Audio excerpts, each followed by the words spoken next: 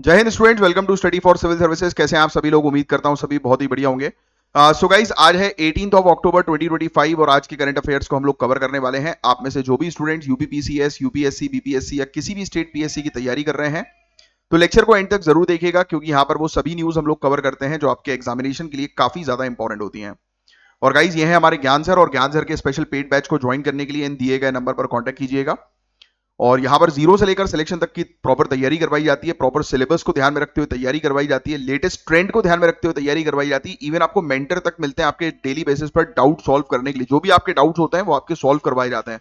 Plus हमारे course हर साल update होते हैं। ऐसा नहीं है कि एक बार कोर्स बना दिया उसको सालों साल बेचा जा रहा है, नहीं, हर साल बिल्कुल अपडेटेड कोर्स आपको मिलते हैं। इसलिए तो दावा करते हैं कि सिलेक्शन की तैयारी है ये।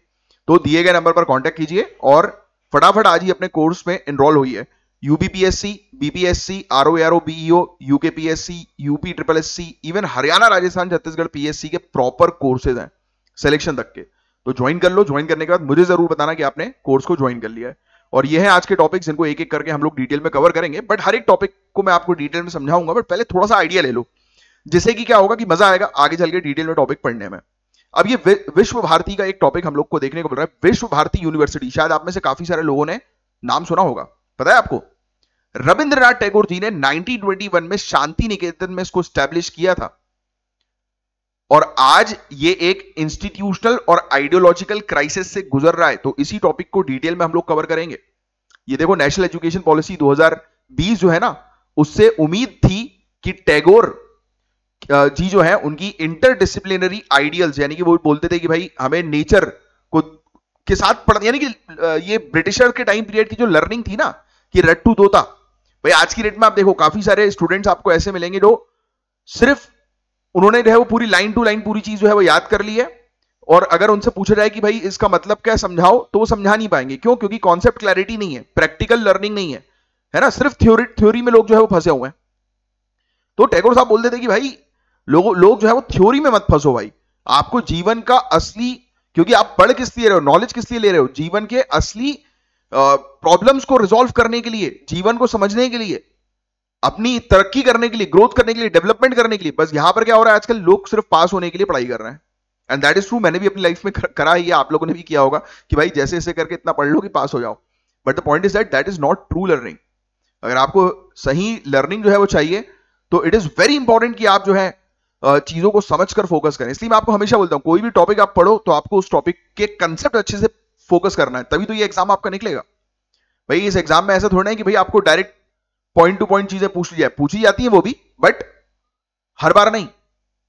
80% चीज आपको कंसेप्चुअल बेस्ड जो है वो पता होनी चाहिए, 20% फैक्ट्स होते हैं, समझ रहे हो आप? और फैक्ट्स याद भी अपने आप होंगे जब आप उस चीज पर फोकस के साथ पढ़ोगे, समझोगे। तो अभी क्या हो रहा है, अब यूनिवर्सिटी को फंडिंग नहीं मिल रही, फैकल्टी प्रोटेस्ट कर रहे हैं, कुछ एडमिनिस्ट्रेटिव डिस्प्यूट्स का सामना करना पड़ रहा है। इसी मुद्दे को हम लोग डिटेल में डिस्कस करेंगे, बड़ा मजा आएगा। नेक्स्ट, आरटीआई एक्ट, आरटीआई लगाते हैं ना हम लोग, उसी से रिलेटेड ये टॉपिक है। आरटीआई एक्ट 2005 का है, याद है? अब अपने 20 साल पूरे करते हुए ये काफी सारी प्रॉब्लम्स का अगेन सामना जो है वो फेस कर रहा है। ट्रांसपेरेंसी इसके अंदर जो है वो नहीं है। तो इसी मुद्दे को हम लोग कवर करेंगे। ये टॉपिक भी बड़ा इंपॉर्टेंट है जो आपसे एग्जामिनेशन में पूछा जाएगा। Next, intelligence automation for inclusive growth, ये भी बड़ा एक अच्छा आर्टिकल है। इंडिया में एआई पावर्ड रोबोटिक्स, आजकल देखो एआई हर जगह है, हेल्थ केयर में, एग्रीकल्चर में, मैन्युफैक्चरिंग में बहुत तेजी से बढ़ रहा है। यस, तो एआई से ह्यूमन क्रिएटिविटी और जो मशीन प्रेसिशन जो है वो कंबाइन होकर प्रोडक्टिविटी, सेफ्टी, सस्टेनेबिलिटी जो है वो बढ़ा रही है। एग्जांपल की बात करें तो एआई रोबोटिक सर्जरी में, एग्रीकल्चर में, है ना, काफी सारी इंडस्ट्रीज में हम लोग को देखने को मिल रहा है कि नजर आ रहा है। तो उसी पर ही बेस्ड एक अच्छा आर्टिकल है जो आप मेंस में लिख सकते हो, उसके काफी सारे पॉइंट्स। नेक्स्ट आर्टिकल की बात जो है हम लोग करें तो इसरो ने गगनयान मिशन के लिए क्रू एस्केप सिस्टम डेवलप किया है। यह एस्ट्रोनॉट्स की सेफ्टी को इंश्योर करता है अगर रॉकेट में कोई फेलियर होता है तो। इसी के बारे में हम लोग बात करेंगे, क्रू एस्केप सिस्टम के बारे में, गगनयान मिशन का। नेक्स्ट, ईपीएफओ 3.0 रिफॉर्म इनिशिएटिव का मेन ऑब्जेक्टिव है प्रोविडेंट फंड सिस्टम को पेपरलेस, रियल टाइम बनाना, स्मूथ बनाना, और ये universal account number based process और auto claim settlement, AI based verification जैसे टूल्स इंप्लीमेंट कर रहा है। तो एक ईपीएफओ में एक बड़ा सुधार आया है, तो उसको हम लोग जो है वो कवर करेंगे। जैसे लोग पेंशन वगैरह निकालते हैं ना, उसी से रिलेटेड ये आर्टिकल्स हैं। तो आइए एक एक करके अब डिटेल में आर्टिकल को समझते हैं। बहुत ध्यान से सुनना जो भी चीज मैं आपको बताऊंगा, है ना। और लाइक का बटन जरूर हिट कर दो यार, लाइक आप लोग कर नहीं रहे हो, उसके कारण ये वीडियो जो है वो प्रमोट नहीं हो रहा, यूट्यूब वीडियो को प्रमोट नहीं कर रहा, और व्यूज अगर कंसिस्टेंटली जो है वो कम आएंगे तो शायद मैं कह नहीं सकता हूं इस बारे में कि ये यहां पर लेक्चर्स मेरे बंद हो जाए। मैं कभी नहीं चाहता कि ऐसा हो, मैं तो चाहता हूं कि हमेशा मैं आपको जो है वो लेक्चर्स प्रोवाइड कराऊं। बट ऑब्वियसली बात है कि कंपनी जो है वो काम कर रही है, तो कंपनी को भी लॉस जो है वो होता है। हालांकि ज्ञान सर का तो ऑब्जेक्टिव ये रहता है कि फ्री एजुकेशन ज्यादा से ज्यादा बच्चों को जो है वो प्रोवाइड कराना, जैसा उनकी आइडियोलॉजी हमेशा से रही है, राइट। और हम लोग भी कोर्सेज वगैरह के थ्रू जो है वो थोड़ा सस्टेनेबिलिटी जो है वो मेंटेन कर लेते हैं, right. But the point is that कि अगर व्यूज नहीं आएंगे तो कंपनी जो है वो कंटिन्यू नहीं कर पाएगी। तो प्लीज ट्राई किया करो, लाइक का बटन तो एटलीस्ट हिट कर दो, जिससे कि आपको कुछ जाएगा नहीं एक लाइक का बटन जो है वो दबाने में, कि रोज लेक्चर देख लिया करो। उससे स्टार्ट करते समय, यानी जो रेगुलर स्टूडेंट है, स्टार्ट जैसी हो लेक्चर तो प्लीज एक लाइक का बटन जो है वो दबा दिया करो। तो उससे क्या प्रमोट होगा लेक्चर, और कुछ नहीं, क्योंकि व्यूज ज्यादा आएंगे, ज्यादा लोगों तक रीच पहुंचेगी, तो ऑटोमेटिकली कंपनी को ठीक लगेगा और कंटिन्यूटी बनी रहेगी। क्योंकि मैं अपनी तरफ से तो पूरी कोशिश मेरी रहती है कि मैं हर एक चीज आपको अच्छे से समझाता हूं, आप जानते भी उस चीज के बारे में। But the point is that कि फायदा नहीं होगा, तो अभी सी बात है कि क्यों कंपनी जो है वो आगे चीजें बढ़ाएंगी, इसी चीज को जो है वो फिर सिर्फ पेड कोर्स के लिए जो है वो रख दिया जाएगा इशू। फिर वो मैं नहीं चाहता ना कि ऐसा हो, सभी को फायदा मिलना चाहिए। आइए स्टार्ट करते हैं हम लोग टॉपिक को, अब बाकी बात बाद में करेंगे, मेन काम की चीजों पर फोकस करते हैं। तो हम बात करने वाले हैं विश्व भारती यूनिवर्सिटी के क्राइसिस के बारे में, प्रॉब्लम्स के बारे में।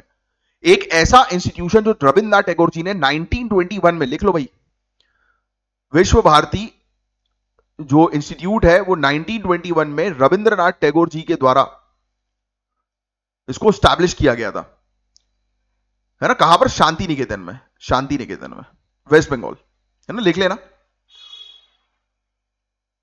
इसको उन्होंने एक लिविंग एम्बॉडिमेंट ऑफ फ्री लर्निंग के रूप में डिजाइन किया था। यह भी चीज जो है वो लिख लो आप, यह भी चीज जो है वो आप लिख लो कि ऑब्जेक्टिव जो है वो क्या था, लिविंग एम्बॉडिमेंट ऑफ फ्री लर्निंग। ये चीज लिख लो आप, पहला वाला पॉइंट, ठीक है। फ्री लर्निंग मतलब ऐसा जीवांत प्रतीक के रूप में, कि स्वतंत्र शिक्षा के जीवांत प्रतीक के रूप में इसको स्थापित किया गया। बड़े इंपॉर्टेंट पॉइंट्स हैं, ठीक है। Point clear, fact clear. अब आइए आप समझते हैं यहां पर क्या होता है गाइस। मेन ऑब्जेक्टिव यह था कि स्टूडेंट जो है वो नेचर के साथ पढ़ाई करें, ग्रोथ करें, डेवलपमेंट करें, क्रिएटिविटी बढ़े उनमें, है ना, और फ्रीडम के एनवायरनमेंट में सीखे, ना कि किसी पास होने के प्रेशर में। लेकिन अब ये यूनिवर्सिटी बहुत सारी प्रॉब्लम्स फेस कर रही है। क्या हम मॉडर्नाइजेशन के चक्कर में अपने एजुकेशन आइडियल्स खो रहे हैं? That is the biggest question जो आपसे मेन से पूछा जा सकता है। तो आओ चीजों को थोड़ा समझने की कोशिश करते हैं। विश्व भारती एक central university of national importance है, लिख लीजिएगा, जिसका मोटो है यात्रा विश्वम भवति एक निदम। लिख लो आप इसका मोटो से रिलेटेड अक्सर एग्जाम में जो है वो क्वेश्चन जो है वो आते हैं। मोटो जो है वो लिख लो, कि क्या होता है कि कई बार मोटो वगैरह जो है वो पूछ लिए जाते हैं। लिख लीजिए, यात्रा YATRA, विश्वम VISHVAM, विश्वम, यात्रा विश्वम,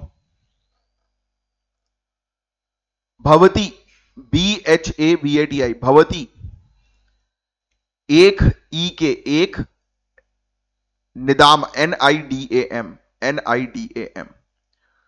यात्रा विश्वम भवति एक निदाम, where the world makes a home in a single nest. अरे कहां चला गया? जहां पर हम लोग को जो है वो देखने को मिलता है, ये देखो लिखा ना, world meets in one nest, या फिर ये भी कहा जाता है कि where world makes a home in a single nest, कि एक ही जगह पर पूरी दुनिया आकर जो है वो एकत्रित हो। ये इसका मोटो है कि भाई ऐसी लर्निंग हो कि भाई एक जगह पे सब कुछ मिले। तो इसकी शुरुआत 1901 में एक आश्रम स्कूल के रूप में हुई थी गाइस। जैसे पहले प्राचीन समय पे आश्रम हुआ करता था ना, वैसा ही, कि वैसा मॉडल क्रिएट किया गया। फिर बाद में 1951 में इसे सेंट्रल यूनिवर्सिटी का स्टेटस मिला। तो क्वेश्चन कभी कभी आ सकता है ये चीज लिख लीजिएगा कि सेंट्रल यूनिवर्सिटी का स्टेटस इसको कब मिला, 1951 में। वर्ल्ड यूनिवर्सिटी इसको कहा जाता है भाई, ठीक है। तो टैगोर जी का विजन था कि भाई एक ऐसा एजुकेशन सिस्टम बनाना जहां पर आर्ट, कल्चर, साइंस एक साथ ग्रो कर सके, सब कुछ। एग्जाम्पल ये भी लिख सकते हो, फाइन आर्ट्स के लिए हम लोग को कला भावना देखने को मिलती है ना। और श्री निकेतन जो है वो रूरल रिकंस्ट्रक्शन के लिए है। ये देखो श्री निकेतन, क्वेश्चन ये आ सकता है, श्री निकेतन किसके लिए, रूरल गांव क्षेत्रों को, ग्रामीण क्षेत्रों को बनाने के लिए, उनका पुनर्निर्माण करने के लिए। क्लियर, लिख लिया। तो ये फैक्ट्स है। अब बात करते हैं हम लोग कि भैया प्रॉब्लम क्या है, चक्कर कहां पर खराब हो रहा है। तो 2025 में यूनिवर्सिटी ने साइंस लेबोरेटरीज के लिए इंटरनल फंड 6 लाख रुपए का डिसकंटिन्यू कर दिया। सोचो आप, इनने मना कर दिया, इनने बोला कि भाई जो 6 लाख रुपए का जो फंड लगता है साइंस की लेबोरेटरी के लिए जहां पर एक्सपेरिमेंट्स होते हैं, वो नहीं होगा। फैकल्टी ने कहा इससे तो बेसिक रिसर्च और प्रैक्टिकल लर्निंग दोनों रुक जाएगी भाई, क्योंकि लेबोरेटरी नहीं रहेंगी बच्चे के लिए तो दिक्कत तो बढ़ जाएगी भाई। साथ ही फैकल्टी रिक्रूटमेंट और एकेडमिक ऑटोनॉमी भी रिड्यूस हो गई, है ना। प्रॉब्लम यही, क्या पढ़ाना है क्या नहीं पढ़ाना है वो भी जो है वो प्रॉपर इंस्टीट्यूट डिसाइड नहीं कर रहा है। फैकल्टीज का रिक्रूटमेंट नहीं हो रहा है, टीचर्स वहां पर इनरोल नहीं किए जा रहे। प्रोफेसर जो हैं उनको एकेडमिक ट्रेनिंग की बजाय राष्ट्रीय कर्मयोगी प्रोग्राम्स में भेजा जा रहा है, जहां इंडियन जो एपिक्स से, यानी कि हमारे जो महाकाव्य हैं जैसे कि महाभारत हुआ और ये रामायण वगैरह, यानी कि जो हमारी एपिक्स हैं, तो इनसे मैनेजमेंट लेसन जो है वो दिए जाते हैं। तो ये एक शिफ्ट दिखाता है कि एकेडमिक से एडमिनिस्ट्रेटिव ओरिएंटेशन की तरफ। ये है अच्छी चीज कि हाँ भाई वहां की फैकल्टी को राष्ट्रीय कर्मयोगी के प्रोग्राम्स में भेजा जा रहा है, एडमिनिस्ट्रेटिव ट्रेनिंग जो है वो दी जा रही है। But what about the basic academic training, वो एक टीचर के लिए जरूरी है ना जो वो बच्चों को पढ़ाए। तो ये एकेडमिक से एडमिनिस्ट्रेटिव ट्रेनिंग की तरफ जो है वो आगे ज्यादा बढ़ता हुआ नजर आ रहा है, समझ रहे हो आप। तो ये भी एक इशू जो है वो बड़ा इशू है। अब कुछ और चीजों के बारे में मैं आपको बताऊं, जैसे कि 2018 से 2023 के बीच में काफी सारे प्रोटेस्ट हुए। यहां पर 150 से ज्यादा फैकल्टी मेंबर्स पर एक्शंस हुए कि आप जो है वो सही काम नहीं कर रहे हो, और प्रोटेस्ट करने वाले स्टूडेंट्स को सस्पेंड कर दिया गया। यानी कि कुल मिलाकर जो लोग डिमांड कर रहे हैं कि भाई यहां पर प्रॉपर जो आइडल्स हैं इनके, यानी कि जो विचारधारा से ये शुरू हुआ, आइडियोलॉजी से ये शुरू हुआ, जो इनके डॉक्ट्रिन्स हैं, सिद्धांत है इस यूनिवर्सिटी के, विश्व भारती यूनिवर्सिटी के, वो फॉलो नहीं हो रहे। उसके लिए लोगों ने जब प्रोटेस्ट किया तो उनको, उनके खिलाफ कार्रवाई हो गई। ये एक इशू हुआ। 2020 में फेमस टैगोर कल्चर ट्रेडिशन, जिसको हम लोग पौष मेला कहते हैं, ये भी लिख लेना, उसको कैंसिल कर दिया। तो ये एक सिंबॉलिक इवेंट था जहां से ओपननेस और इंक्लूसिविटी की डिक्लाइन शुरू हुई। भाई एक बड़ा इवेंट जो सदियों से चला आ रहा है उसको आपने बंद कर दिया। टीचर्स ने इस पीरियड में डर और सेंसरशिप का दौर कहा, यानी कि टीचर्स ने बोला कि भाई ये जो पीरियड है ये डर का पीरियड है, सेंसरशिप का पीरियड है, कि हमारी आवाज दबाई जा रही है। जहां टीचिंग एक क्रिएटिव प्रोसेस नहीं है बल्कि एक एंड्योरेंस जो है वो बन गई है। यानी कि हम बच्चों को जो है वो ज्ञान नहीं दे रहे हैं, बल्कि जो रूल्स है उसके अकॉर्डिंग जो है वो चलना हमें पड़ रहा है। जो जो जो बोलते थे ना कि फ्रीडम के साथ पढ़ाई होनी चाहिए, वो यहां पर नहीं हो रही। That is the biggest issue आज की डेट में। अब क्या होता है भाई, हायर एजुकेशन एक्सपर्ट्स कह रहे हैं कि सेंट्रल यूनिवर्सिटी अक्सर रूलिंग गवर्नमेंट की आइडियोलॉजी को रिफ्लेक्ट करती है। विश्व भारती के करिकुलम में भी यह शिफ्ट दिख रहा है। इस्लामिक हिस्ट्री पर फोकस जो है वो कम हो गया और इंडियन नॉलेज सिस्टम पर ज्यादा फोकस दिया जा रहा है। इस ट्रेंड को एक तरफ इंटेलेक्चुअल डीकोलोनाइजेशन कहा जा रहा है। सोचिए आप, यानी कि कॉलोनियल पीरियड पे एक चीज तो अच्छी हुई कि भाई एजुकेशन सिस्टम जो है वो, उसको जो है वो सेक्युलर बनाने पर टारगेट किया गया। मतलब कुछ चीजें अच्छी थी, कुछ चीजें रट्टू तोता वाली थी, कुछ चीजें खराब थी। जो शांति निकेतन के अंदर ये विश्व भारती इंस्टीट्यूट ने जो है वो जिसको बैलेंस करने की कोशिश करी है, बोल रहे हैं कि वो आप बैलेंस खराब कर रहे हो। इंडियन नॉलेज सिस्टम पर जो है वो ज्यादा फोकस जो है वो दिया जा रहा है रेदर देन वर्ल्ड नॉलेज के ऊपर, क्योंकि ये वर्ल्ड यूनिवर्सिटी के तौर पर डिस्क्राइब की जाती है ना, अभी हमने समझा। अब इस ट्रेंड को जो है वो यही कहा जा रहा है, इंटेलेक्चुअल डीकोलोनाइजेशन है। ये चीज जो है वो कही जा रही है कि ये इंटेलेक्चुअल डीकोलोनाइजेशन है। क्रिटिक्स, आलोचक जो है वो कहते हैं कि एकेडमिक फ्रीडम और बैलेंस के लिए खतरा बन गया अभी है। तो ये एक इशू है। पिछले कुछ सालों में यूनिवर्सिटीज में काफी कंट्रोवर्सीज हुई, प्रोफेसर्स को जो है वो सस्पेंड जो है वो कर दिया गया, एकेडमिक प्रोग्राम जो है वो ब्लॉक कर दिए गए। 2024 में एक स्टूडेंट ने सुसाइड कर ली, फिर से अटेंशन जो है वो हो गया यहां पर। इवन जब शांति निकेतन को UNESCO world heritage site declare किया गया, वहां टैगोर का नाम था ही नहीं, उस चीज के चलते जो है वो काफी कंट्रोवर्सी बढ़ गई। फैकल्टी और स्टूडेंट्स दोनों कह रहे हैं कि टैगोर की स्पिरिट ऑफ एम्पैथी, जो करुणा की जो स्पिरिट है, सहानुभूति की जो स्पिरिट है, और एक्सप्लोरेशन जो है कि भाई इस दुनिया में जो है वो क्या चीजें हैं, उसका दुनिया का ज्ञान हम लोग सीखें, ना कि किताबी ज्ञान, वो धीरे धीरे खो रहा है। ये एक इशू है।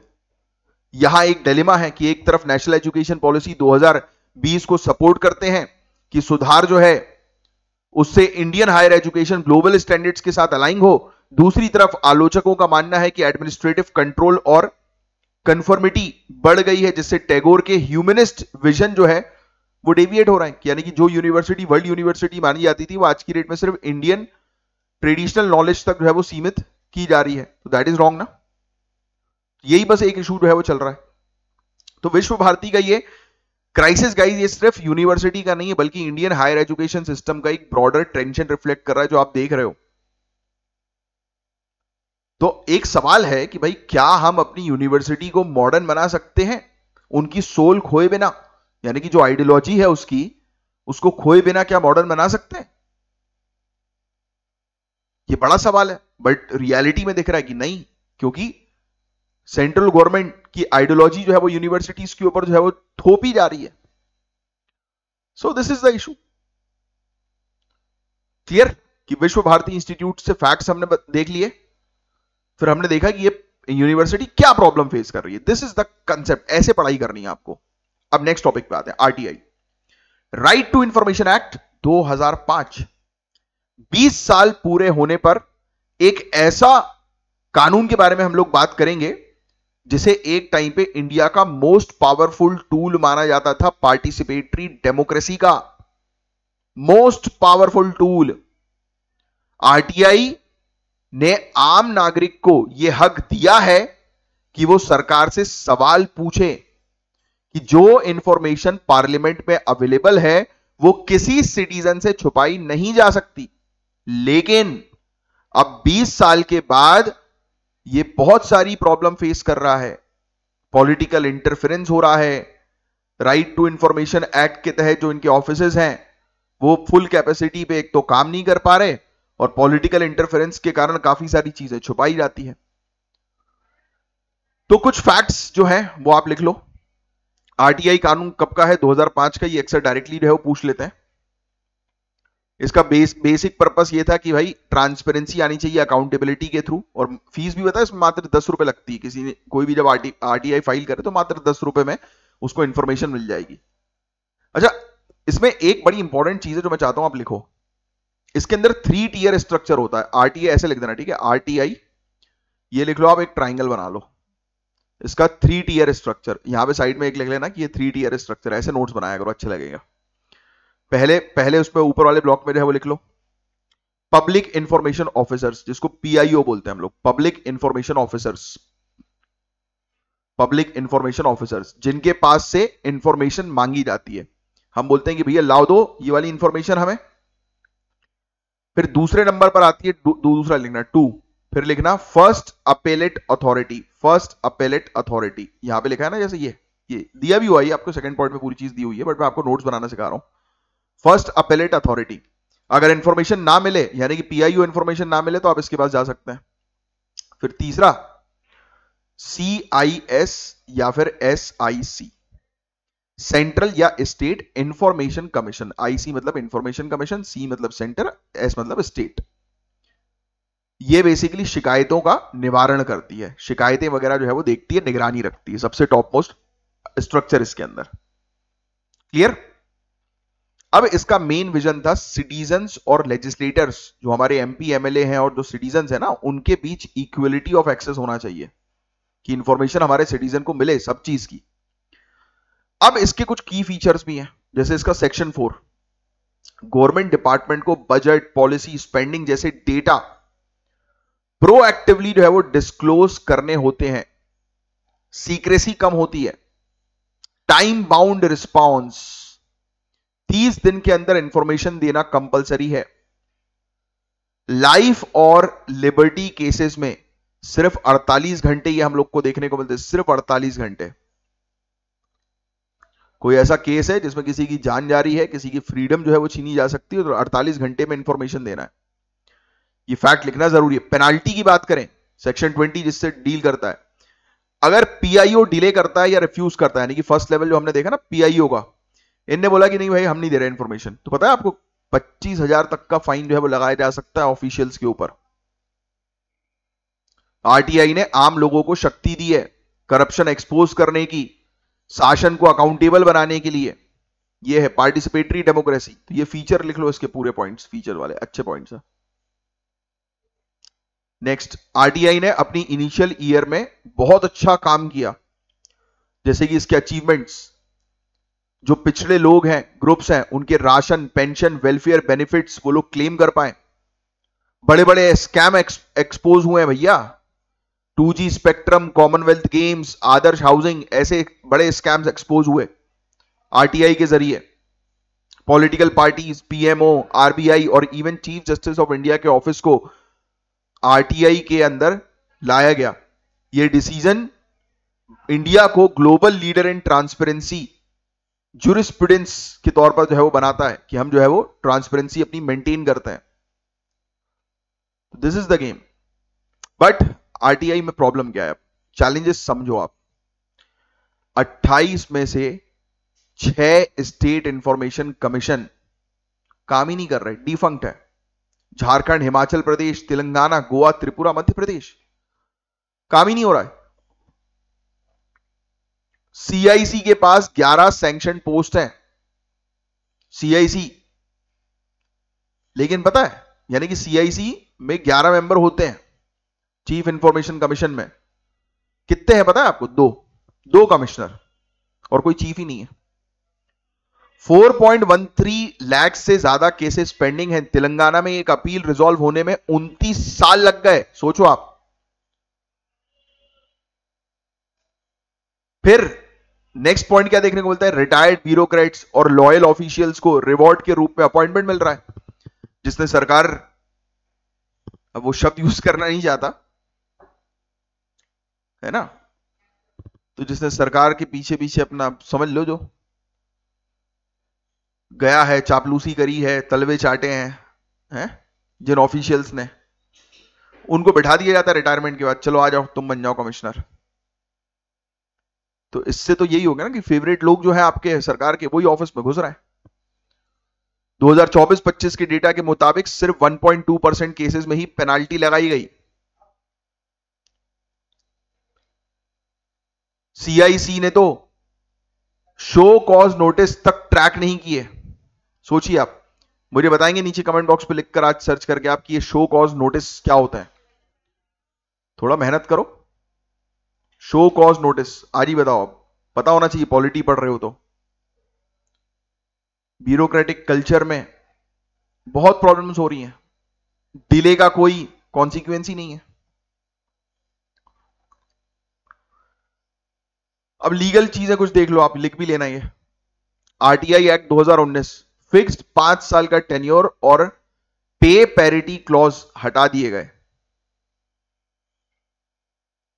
अब सेंट्रल गवर्नमेंट डिसाइड करती है कि कमिश्नर की टर्म और सैलरी कितनी होगी, तो पूरा कंट्रोल किसके पास आ गया? क्लियरली दिख रहा है, देखो सेंट्रल गवर्नमेंट बता रही है कि कौन कितने साल तक रहेगा और किसकी कितनी सैलरी होगी, बस game over.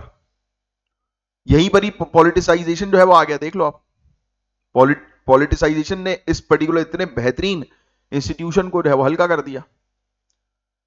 Next, data security.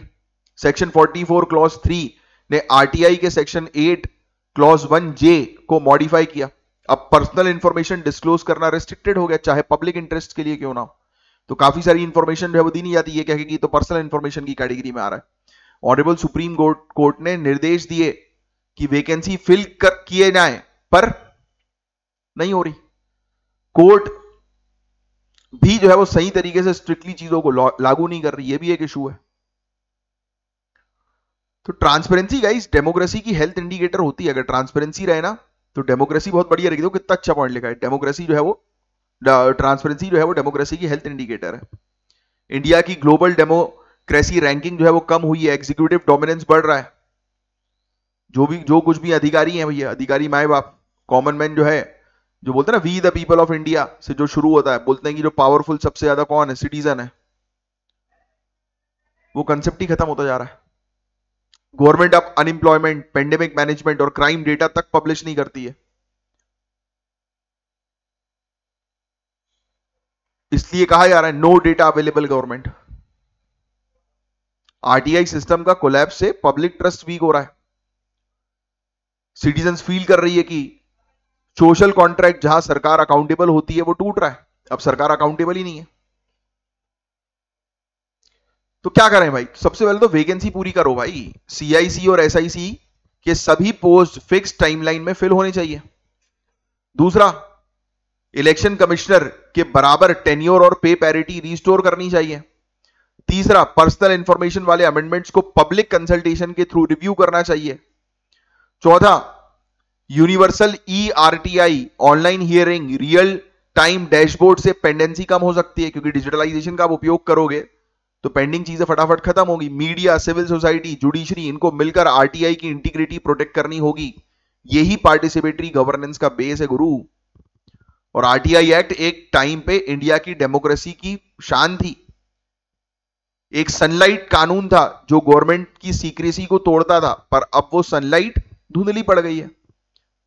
Institution जो है वो खंडर बनते जा रहे हैं। ट्रांसपेरेंसी की जगह जो है वो ओपेसिटी हो गई है, मतलब कि अब ट्रांसपेरेंट चीज नहीं है, ओपेसिटी है, ओपेक है, धुंधली चीजें हो रही हैं, क्लियर नहीं है। अब तो इसको क्लियर करना जरूरी है भाई। 20 साल अगर इसको हुए हैं तो ये एक रिमाइंडर है कि डेमोक्रेसी तभी स्ट्रांग रहेगी जब सिटीजन सवाल पूछना बंद नहीं करेंगे और उनको जवाब मिले। This is the point. Next, तो अब हम बात करेंगे एक और फ्यूचरिस्टिक और पॉलिसी रिलेवेंट कंसेप्ट के ऊपर। आपको पता है एआई आज की डेट में हर जगह फैल रहा है, उसके फायदे भी बहुत है, नुकसान भी बहुत है। अब सुनो कुछ पॉइंट जो मेंस में लिखोगे। इस पर्टिकुलर टॉपिक के अंदर हम बात करेंगे इंटेलिजेंट ऑटोमेशन, यानी आर्टिफिशियल इंटेलिजेंस और रोबोटिक्स का कॉम्बिनेशन, जो ग्रोथ का एक इंपॉर्टेंट फैक्टर है। एआई जो है वो रोबोटिक, आजकल सर्जरी हो रही है रोबोटिक सर्जरी, एक डॉक्टर कहीं दूसरे किसी दुनिया के कोने में बैठा हुआ सर्जरी कर सकते हैं। ये एआई फॉर ऑल और डिजिटल इंडिया विजन के साथ अलाइंड है, जहां मशीन इंटेलिजेंस और ह्यूमन क्रिएटिविटी एक साथ मिलकर जो है वो प्रोडक्टिविटी को आगे बढ़ा रही है। ये भी लिख लेना, एआई फॉर ऑल का विजन है। इंडिया में एआई पावर्ड रोबोटिक्स का उपयोग बहुत सारी इंडस्ट्रीज में है, देख लो आप, हेल्थ केयर, एग्रीकल्चर, मैन्युफैक्चरिंग, हर जगह मिलेगा आपको। तो गेम ये है।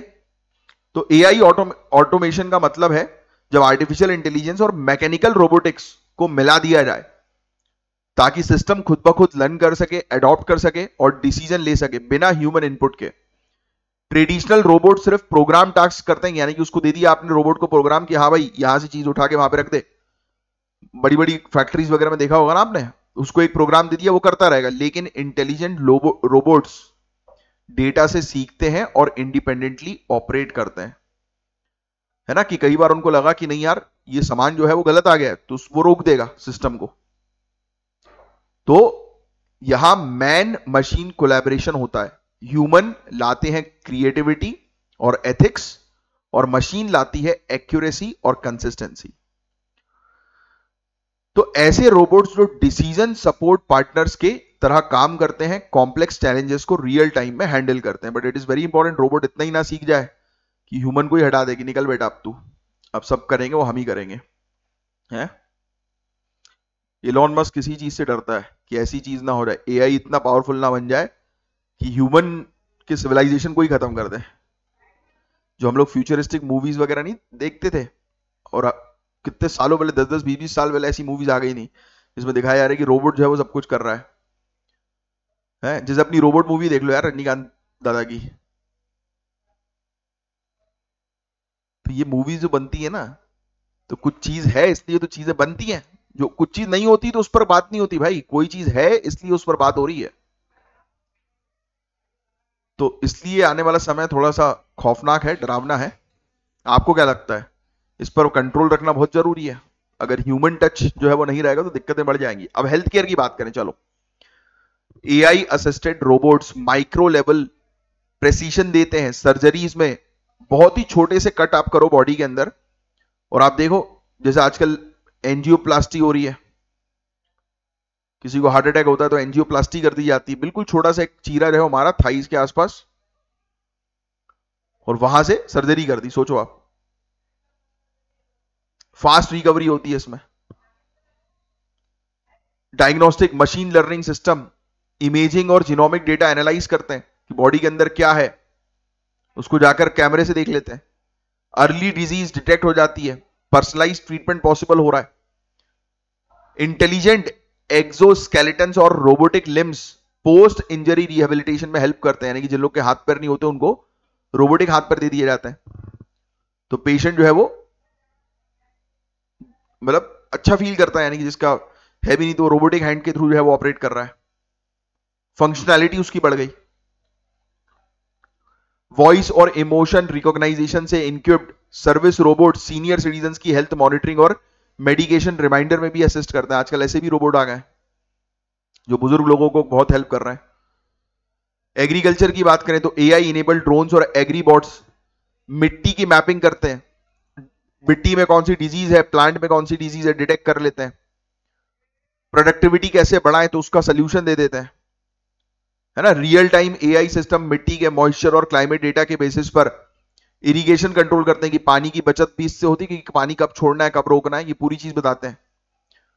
कंप्यूटर विजन सिस्टम से जो फसल जो है उस पर पेस्ट का अटैक होने वाला है क्या, अटैक होने से पहले वो बता देता है। केमिकल का उपयोग जो है वो जिससे कम हो रहा है, टाइम पर जो है वो एक्शंस लिए जा सकते हैं।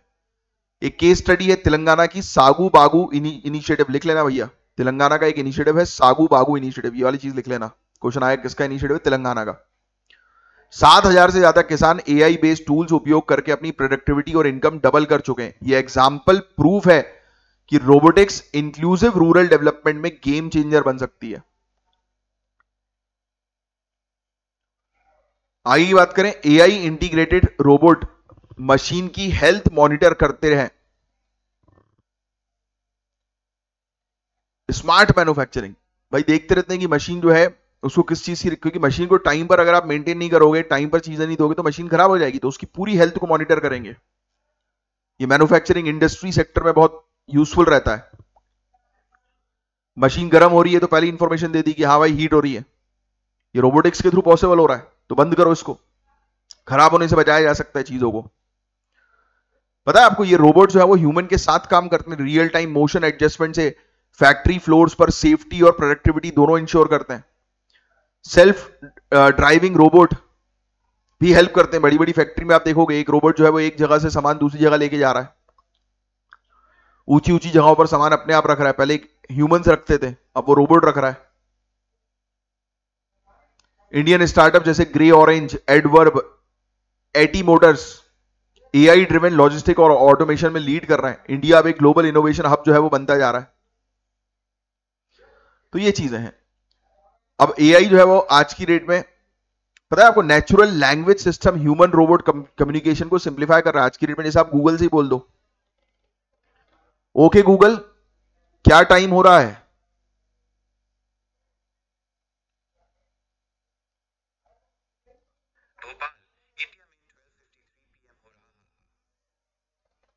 साला हो रहा, हा हा बोल रहा था, सुनाई दिया आपको कि नहीं दिया? है तो देखो आप, this is the game. IIT Madras के इंडी कासा और भारत जीपीटी जैसे indigenous AI model Indian database पर बहुत अच्छा काम कर रहे हैं। तो ये इंश्योर कर रहा है कि डेटा सॉवरेनिटी है, इंटेलिजेंट चीजें जो है वो हो रही हैं। रोबोट्स रियल टाइम बेसिस पर डेटा को जो है वो एनालाइज कर देते हैं। अफोर्डेबल एआई प्लेटफॉर्म्स हम लोग को जो है वो देखने को मिल रहा है। तो ये चीजें हैं, पॉइंट्स लिख सकते हो आप, ये वाले पॉइंट्स लिख लो, सिर्फ पॉइंट्स, बुलेट पॉइंट्स। पूछना सकता है कि इंडिया के डेवलपमेंट में एआई का क्या महत्व है, तो लिखो एफिशिएंसी, सेफ्टी, सस्टेनेबिलिटी। भाई एआई रोबोट ऑपरेशंस ऑप्टिमाइज करते हैं और तेज कर देते हैं चीजों को, और चीजें फास्ट हो जाती हैं, ह्यूमन रिस्क कम रहता है, इको फ्रेंडली प्रैक्टिसेस प्रमोट होती है। एआई जॉब्स डिस्ट्रॉय नहीं करते हैं, उनका पैटर्न चेंज करते हैं। लोग सोच रहे हैं ना कि रोबोट्स के आने से जॉब जो है वो जा रही है। बेटा तुम्हें अपनी स्किल बढ़ाना जरूरी है। कंप्लेन करने वाला तो हमेशा कंप्लेन करता ही रहता है, बट जिसको आगे बढ़ना है उसको पता होता है कि भाई आज के समय पर मैं क्या ऐसा शिफ्ट करूं, क्या ऐसा चेंज करूं जिससे मुझे ज्यादा फायदा हो।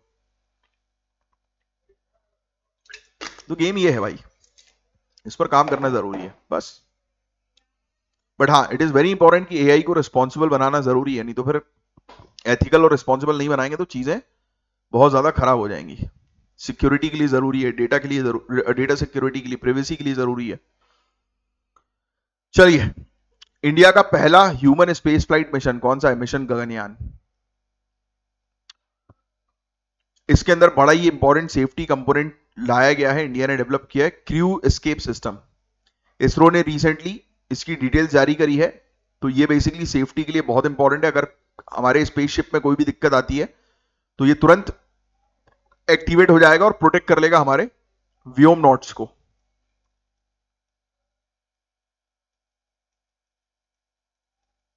व्योमनॉट्स हमारे इंडियन स्पेस ट्रैवलर्स। तो ये मिशन इंडिया के लिए ऐतिहासिक स्टेप है। इससे human related launch system capability achieve होगी। मिशन में यूज होगा ह्यूमन रेटेड LVM-3। लिख लो, ये लिखा हुआ है यहां पर, मैं इसको डिलीट कर देता हूं पहले। ह्यूमन रेटेड LVM-3, इस चीज का उपयोग करें। कभी कोई क्वेश्चन आ सकता है कि ये क्या है भाई। तो ये बेसिकली वो है, क्या बोलते हैं, सेफ्टी के लिए एस्ट्रोनॉट्स की,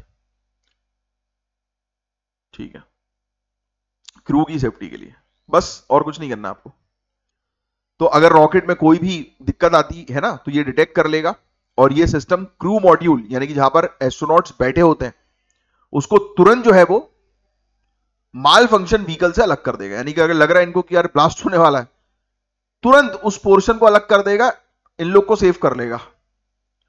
तो ये सिस्टम कंप्लीटली इसरो के द्वारा डेवलप किया गया है, इसकी एडवांस डिजाइनिंग हुई है और बिल्कुल सटीकता, रिलायबिलिटी के साथ की रिलायबल है। और अगर लॉन्च के पहले या लिफ्ट ऑफ के थोड़े से पहले अगर कोई सीरियस फेलियर होता है तो तुरंत ऑटोमेटिकली ये एक्टिवेट हो जाएगा और उन लोग को, एस्ट्रोनॉट्स को अलग कर देगा, जिससे कि एस्ट्रोनॉट्स बच जाएंगे। उनका सर्वाइवल जो है वो, कोई भी कैटास्ट्रोफिक सिचुएशन इवेंट होता है ना उसमें बचा लेगा ये, बस। बाकी ज्यादा टेक्निकलिटीज में आपको जाने की जरूरत नहीं है। बहुत सारी इसके अंदर प्रोपेलेंट सिस्टम है, काफी सारी चीजें हैं, बस ये चीज ध्यान में रखो कि ये एस्केप सिस्टम है क्या है। क्योंकि आप भाई साइंटिस्ट तो आपको बनना नहीं है, तो आपको बेसिक चीज जो है वो पता होनी चाहिए, ठीक है। इसमें लिखी तो बहुत सारी चीजें, जैसे पुलर टाइप, पुशर टाइप। अब इस पे आपको इतना डिटेल में जाने की जरूरत नहीं, मैं आपको फिर भी बता दूं। तो ये क्रू सिस्टम के टाइप्स होते हैं, बेसिकली क्रू एस्केप सिस्टम के टाइप होते हैं। ये पुलर टाइप जो है ये गगनयान में यूज हो रहा है, और अगर पुशर टाइप की बात करें तो स्पेस एक्स में इसका उपयोग किया गया था, फैल्कन 9 में। अब पुलर टाइप जो होता है वो सॉलिड फ्यूल मोटर से क्रू मॉड्यूल को रॉकेट से दूर खींचने के लिए जो है वो डिजाइन किया गया है, और पुशर टाइप के अंदर लिक्विड फ्यूल इंजन से मॉड्यूल को पुश करके रॉकेट से दूर भेजा जाता है ना। तो एक पुल करता है, एक पुश कर रहा है, यानी कि उस पूरे, मतलब ये मान के चलो कि ये रॉकेट है तो उसमें एक तरफ जो है वो एस्ट्रोनॉट बैठे हुए हैं, तो इनको दूसरी तरफ जो है वो खींच लेगा, है ना। तो उसके लिए बनाया हुआ है कि भाई खींच के अलग कर दो। और पुशर में फोर्सफुली जो है वो लिक्विड फ्यूल इंजन के थ्रू जो है वो धक्का देके अलग कर दो, बस, और कुछ नहीं है इसके अंदर। प्रोपल्जन सिस्टम का जो है वो खेल है। पूरे दुनिया भर में 1983 में एक सोयूज रॉकेट लॉन्च पैड पर आग जो है वो लग गई थी, और CES ने ऑटोमेटिकली एक्टिवेट होकर 2 कॉस्मोनॉट की जान बचा ली। ये पहली बार था जब लॉन्च के पहले एक ऑटोमेटेड एस्केप सिस्टम ने जान बचाई। यूरी गैगरिन, बहुत इंपॉर्टेंट नाम है, आपको पता होना चाहिए। इसके वॉस्टॉक मिशन में मैनुअल इजेक्शन सिस्टम था, यहां ये कॉन्सेप्ट इवॉल्व हुआ, और आज इसरो का भी हमारा खुद का सिस्टम है, जो कि एक बहुत बड़ी अचीवमेंट है हम लोगों के लिए, ठीक है। और हमारा तो व्हीकल हम लोग बिल्कुल जुगाड़ू दुगाड़ू करके लो कॉस्ट में जो बना ही लेते हैं। तो ये हमारा cost effective single stage test vehicle है, विकास इंजन इसमें है। ये विकास इंजन का बस नाम लिख लो। ठीक है, अब फाइनली इसकी डिटेल्स इसरो ने वो दे दी है जिसके बारे में आपको पता होना चाहिए। ईपीएफओ में बड़े सुधार आ गए। ईपीएफओ यानी एम्प्लॉइज प्रोविडेंट फंड ऑर्गेनाइजेशन, लिख लो 1952, 1952, 1952 से वर्कर्स के सोशल प्रोटेक्शन के लिए काम कर रहा है, और अब ये नेक्स्ट जनरेशन ट्रांसफॉर्मेशन फेज में है जिसको हम लोग ईपीएफओ 3.0 कह रहे हैं, है ना। तो आपको बता दें गाइस, कौन सी मिनिस्ट्री के अंदर आती है, कौन बताएगा मुझे नीचे कमेंट बॉक्स में लिखकर, आप ही बताओ किस मिनिस्ट्री के अंदर आती है ये ईपीएफओ? लेबर एंड एम्प्लॉयमेंट, है ना। और ये लगभग 29 करोड़ मेंबर्स के पीएफ यानी प्रोविडेंट फंड को मैनेज करती है। इसका काम ही है प्रोविडेंट फंड्स को मैनेज करना। ईपीएफओ के ऑब्जेक्टिव आपको जो है वो पता होने चाहिए। ईपीएफओ के 3 ऑब्जेक्टिव हैं। ईपीएफओ पहला, सोशल सिक्योरिटी इंश्योर करना एम्प्लॉइज की, कि भाई एम्प्लॉइज को जो है वो प्रॉपर लीव्स मिलनी चाहिए, है ना। यही तो सोशल सिक्योरिटी है ना। पेड लीव्स वगैरह ये सब चीजें। एम्प्लॉइज की सेविंग को ये सेव रखता है, क्योंकि प्रोविडेंट फंड है, सेविंग्स है, उसको सेफ रखेगा। रिटायरमेंट के बाद एक फाइनेंशियल कुशन देता है कि after retirement support, financial support after retirement. तो ये इसके मेन कोर फंक्शंस होते हैं। बट टाइम के साथ ईपीएफओ के फंक्शंस में कुछ मेजर इश्यूज आए। पहले मैनुअल प्रोसेस थी तो घोटाले होते थे, कई बार सेटलमेंट में बहुत टाइम लगता था, शिकायतों की विंडो जो होती थी वो उतनी स्ट्रॉन्ग और फेथफुल नहीं होती थी, डेटा मिसमैच की प्रॉब्लम कई बार होती थी, तो इसके कारण काफी सारे लोग जो है पेंशन नहीं मिल पाती थी, चक्कर लगाना पड़ता था उनको ऑफिस के। अब सब चीज ऑनलाइन हो गई है, डिजिटल हो गई है, तो चीज आसान बनती जा रही है। तो ये एआई का उपयोग करेंगे, रियल टाइम क्लेम सेटलमेंट करेंगे, डेटा को आधार पैन के साथ इंटीग्रेट कर देंगे जिससे कि और सिक्योरिटी रहे, मेंटेन रहे। बस यही सब चीजें, बाकी और कुछ इसमें ये आंकड़े वगैरह आपके लिए जो है इंपॉर्टेंट नहीं है इतने कुछ अभी के लिए। यूनिवर्सल अकाउंट नंबर हर एक एम्प्लॉय का जो है वो बनाया जाएगा, यही सब। ये देखो डिजिटल ट्रांसफॉर्मेशन की ये जो है वो बात कर रहे हैं। डिस्प्यूट्स को जो है वो रिजॉल्व किया जाएगा विश्वास स्कीम के थ्रू, ये लिख लेना भैया। विश्वास स्कीम ये लॉन्च हुई है जिससे कि जो भी डिस्प्यूट्स वगैरह जो होते हैं कि प्रोविडेंट फंड किसी का डिले हो गया तो वो यहां पर रिजॉल्व होता है। तो ये लिख लेना, विश्वास स्कीम कभी कभी पूछा जा सकता है, पेनाल्टी भी लगाई जाएगी, तो वो सब आपको लिखने की अभी के लिए जरूरत नहीं। विश्वास स्कीम बस आपसे पूछेंगे, अभी आएगा ईपीएफओ से रिलेटेड और एक आधी आर्टिकल अच्छा आएगा तो उस पर हम लोग और डिटेल में बात करेंगे। ठीक है, एक नया ईपीएफ विड्रॉल रूल्स भी आ गया है 2025 का। 13 एग्जिस्टिंग विड्रॉल पर्पसेस होते हैं जिसको जो है वो 3 ग्रुप्स में मर्ज कर दिया है ना। भाई किसी को ईपीएफ से विड्रॉ करना है कि भाई हमें नहीं चाहिए, तो ये देखा जाएगा कि एसेंशियल नीड जो है वो क्या है उनकी, है ना। जो इलनेस कवर कर रही है क्या, मैरिज कवर कर रही है क्या, एजुकेशन कवर कर रही है क्या। हाउसिंग नीड्स जो है वो देखना है कि हाउस कंस्ट्रक्शन के लिए चाहिए किसी को पैसा या खरीदने के लिए चाहिए। स्पेशल सर्कमस्टेंसेज में किसी व्यक्ति की जॉब चली गई तो वो निकाल सकता है अपना पैसा। तो ऐसी चीजें जो है कि लोग जो है वो इंस्टेंटली निकाल सकें, तो उसको इजी बनाने के लिए 3 कैटेगरीज में डाल दिया गया है। इससे डॉक्यूमेंटेशन जो है वो कम होंगे। पार्शियल विड्रॉल आप निकाल सकते हो एजुकेशन के लिए, तो वो अब मेंबर 10 गुना ज्यादा जो है परमिट हो जाएगा, permit up to 10 times during membership. Marriage के लिए लिमिट जो है वो भी बढ़ा दी गई है, 5 गुना ज्यादा कर दी गई है। तो ये अलग अलग चीजें इतने डेप्थ में भी आएगा नहीं, बट हाँ ईपीएफओ की तैयारी कर रहे हो तो ये पूरी चीज डेप्थ में पता होनी चाहिए। बट अभी अभी इससे रिलेटेड अभी और भी क्लैरिटी आना बाकी, 1-2 आर्टिकल्स और आएंगे इससे रिलेटेड एक आधी महीने के अंदर, तो हम डिस्कस करेंगे। देखो पूरी तरह से अगर किसी को अपना पैसा निकालना है तो मेंबर्स अब पूरी तरीके से विड्रॉ कर सकते हैं 100% अपने बैलेंस को, एम्प्लॉइज और एम्प्लॉयर दोनों के शेयर को। हाउएवर मिनिमम बैलेंस जो है वो 25% होना चाहिए टोटल कॉन्ट्रीब्यूशन का, तो वो हमेशा मेंटेन रहे। 25% तो हमेशा मेंटेन रखने की इन्होंने बात करी है। ईपीएफओ के हाई इंटरेस्ट रेट जो आज की रेट में, ये क्वेश्चन आ सकता है कितना इंटरेस्ट मिलता है। 8.25% का इंटरेस्ट मिलता है ईपीएफ के अकाउंट में, यानी कि आपका अगर ये अकाउंट है तो 8.25% इंटरेस्ट मिलेगा, जो ज्यादातर लोगों को पता ही नहीं होता है। ठीक है, तो ये सब विड्रॉल के टाइम पीरियड दिए हुए उन्होंने। घर बनाना है तो उसके लिए 5 साल जो है वो पहले लगता था, फिर उसके बाद आप जो है वो निकाल सकते हो, तो अब जो है वो 12 महीने हो गया है। 12 महीने अगर आपने काम किया तो उसके बाद हाउस के लिए आप निकाल सकते हो। एजुकेशन और मैरिज के लिए 7 साल था, अब 7 ईयर्स ऑफ सर्विस, आपने 7 साल की सर्विस की है तो आप निकाल लोगे। ठीक है, बस और कुछ नहीं है इसके अंदर, दैट्स इट। यूएनएचआरसी का एक अच्छा क्वेश्चन है, ट्राई करो उसका आंसर जो है वो देने की। ये दोनों स्टेटमेंट बिल्कुल करेक्ट है, फैक्चुअल इन्फॉर्मेशन दी गई है एज इट इज, याद भी रखना। यूएनएचआरसी जो है वो स्टैब्लिश हुई थी 2006 में यूनाइटेड नेशन जनरल असेंबली के तहत। पहले कमीशन ऑन ह्यूमन राइट्स हुआ करता था, उसको इन्होंने हटा दिया। दूसरा स्टेटमेंट भी करेक्ट है, काउंसिल जो है उसका यूनिवर्सल पीरियोडिक रिव्यू आता है, परफॉर्मेंस देता है, सभी यूनाइटेड नेशन मेंबर कंट्रीज जो है वो देखते हैं कि वहां पर ह्यूमन राइट्स की क्या स्थिति है।